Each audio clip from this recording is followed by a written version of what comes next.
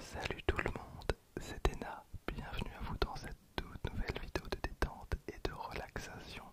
Quel plaisir de vous retrouver aujourd'hui, installez-vous confortablement. Alors pour ceux qui n'ont pas trop suivi, je suis tombé dans les escaliers il y a quelques jours. Alors bon, moi j'ai rien eu, par contre mon téléphone il a pris tarif, vraiment il a explosé. Le problème c'est que c'est avec ce téléphone que je fais mes vidéos.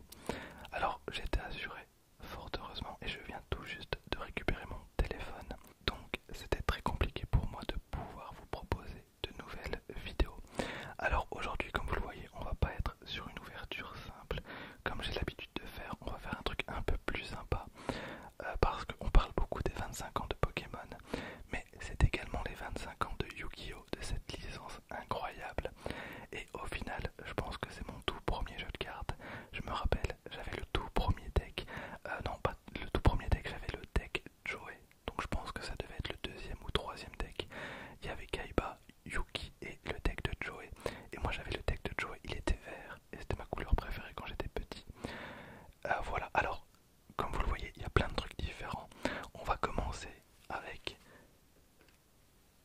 ma carte de tournoi. Alors hop, tac, officiel Konami Card Game Player.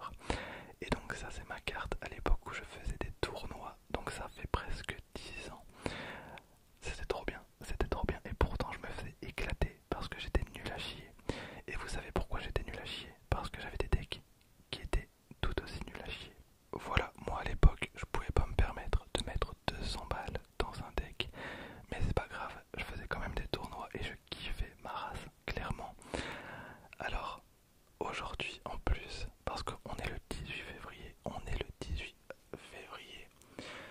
et ben aujourd'hui, hop, c'est mon anniversaire. Je suis né le 18 février en 1994. Il faut compléter ton inscription en suivant et en respectant les indications ci-dessous pour pouvoir participer au tournoi officiel de cartes Konami. Voilà, donc le 18 du 2 1994 pour les Belges.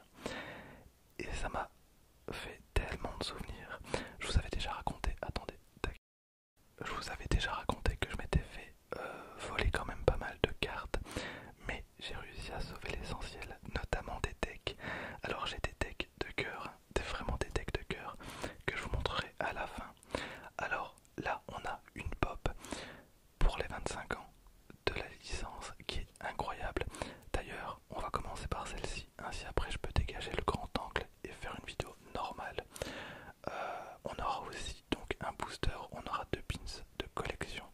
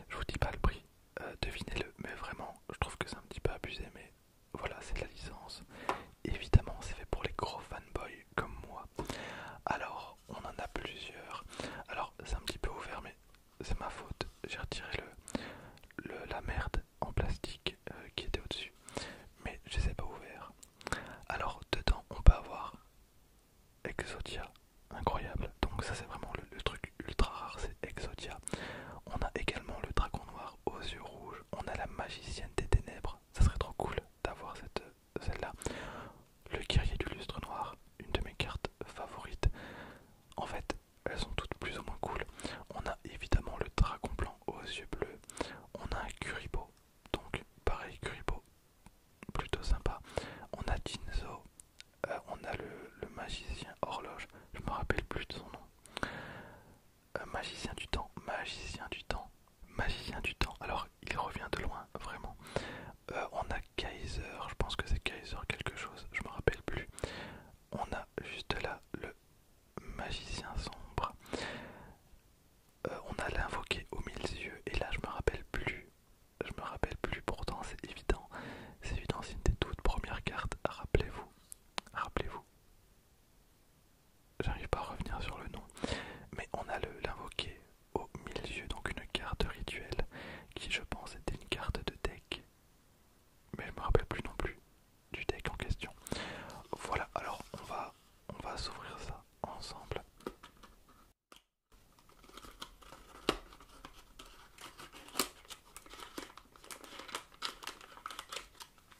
J'ai été chercher une paire de ciseaux. Voilà, parce que j'avais oublié. C'est parti. En tout cas, j'espère que vous allez bien.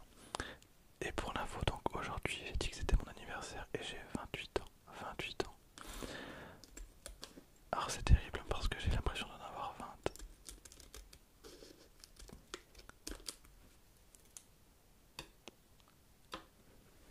Après, je sais pas si je fais vraiment 28 ans. Je pense que, enfin, j'espère que je fais beaucoup moins.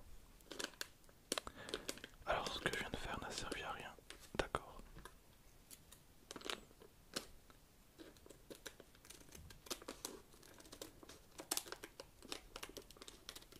Voilà.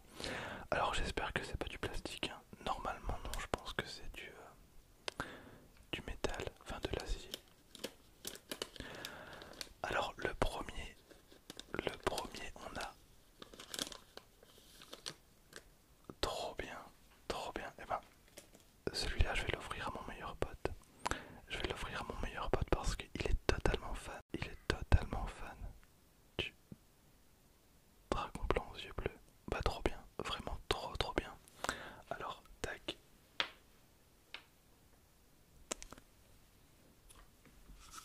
On va passer maintenant au deuxième. Au deuxième collector pins. Chaque pack contient un pins mystère. Voilà, d'ailleurs c'est marrant parce qu'il n'y a pas du tout Yugi dans les pins collector. Ça aurait été cool. Alors vraiment, le top, je pense que ce serait quand même la magicienne. En tout cas pas Jinzo, parce qu'il est pas fou, il est pas ouf. Lui non plus, parce que je me rappelle plus trop de son nom. Après, le top, bah ça sera un personnage emblématique. Un personnage emblématique, donc on va dire... bah ce qui serait bien c'est d'avoir le dragon noir aux yeux rouges, le Kuribo, le magicien sombre, la magicienne, le lustre noir, trop bien. Et puis, oh lui aussi il est cool. Bon au pire, on verra bien.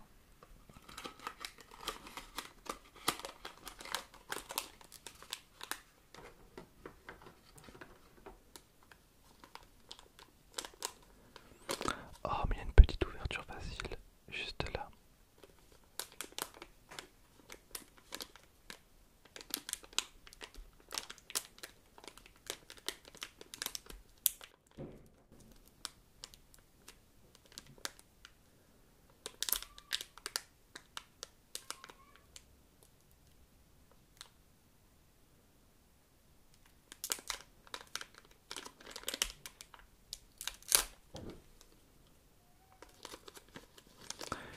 Et on a le Kuribo. Désolé pour cette petite interruption.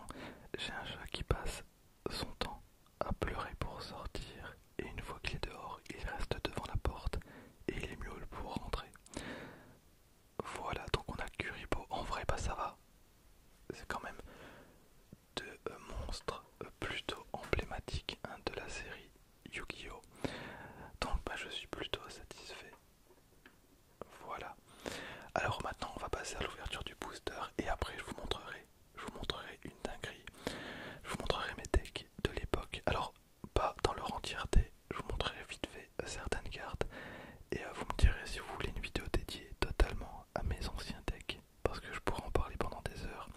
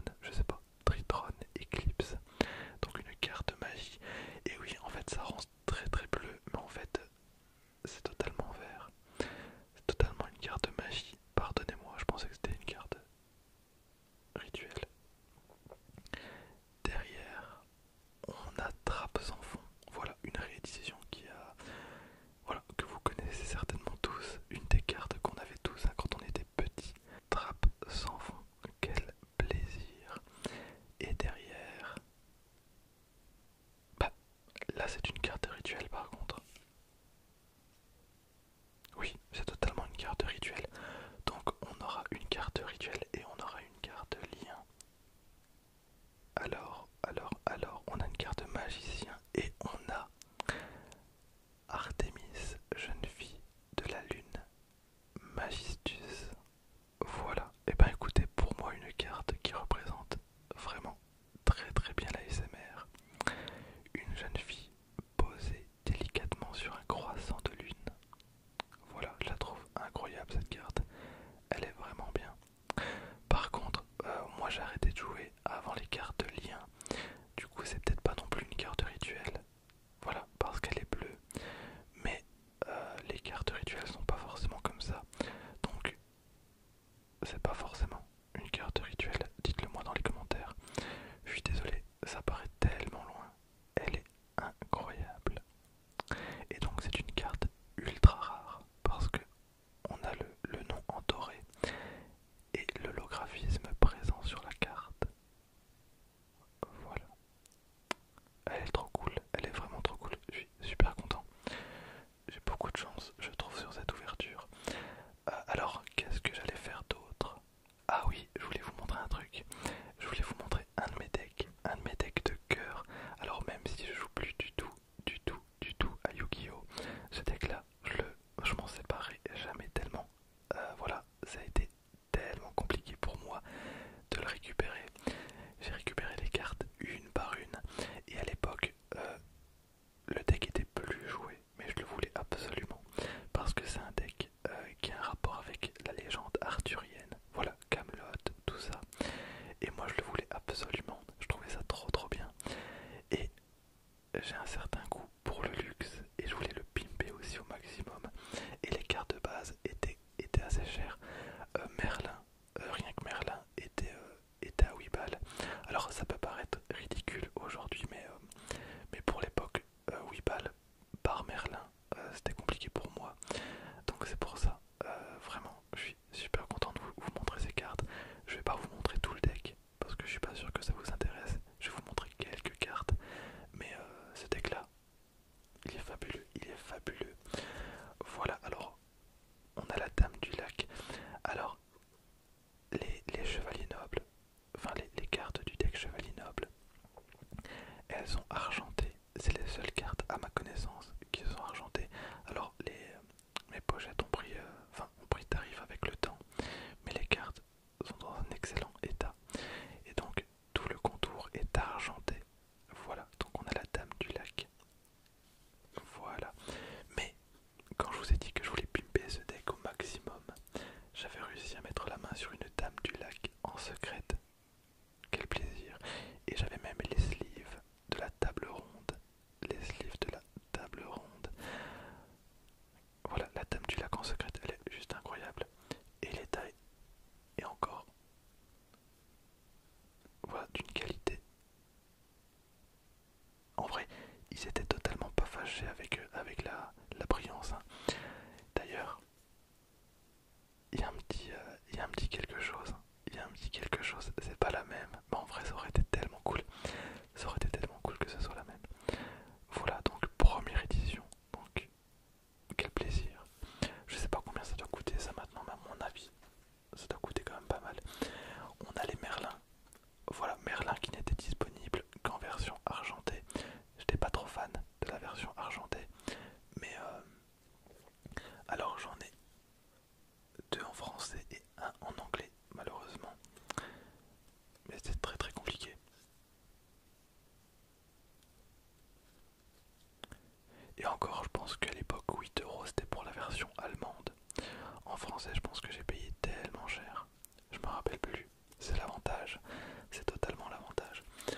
Alors, on a Médro, le chevalier noble. Voilà. Bon, après, on en a plusieurs. On a les frères chevaliers nobles en secrète.